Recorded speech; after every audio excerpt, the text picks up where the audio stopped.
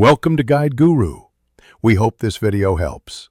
You're starting with the essentials.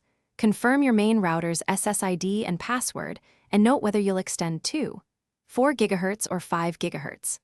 Plug the Mercusys extender into a wall outlet within 10-15 feet of the router and power it on.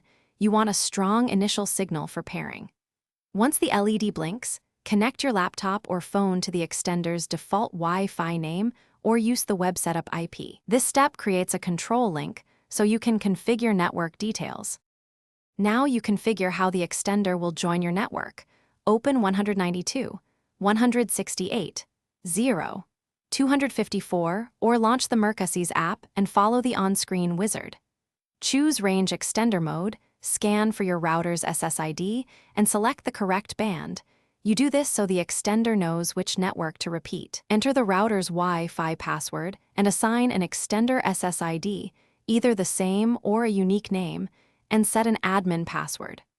Once accepted, the device will save set. Finish by relocating the Mercusys to a midpoint where signal remains strong.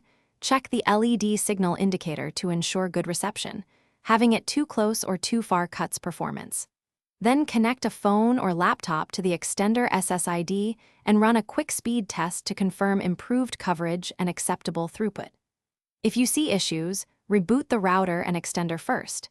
If that fails, reset the extender to factory settings and redo the setup. This clears misconfigurations.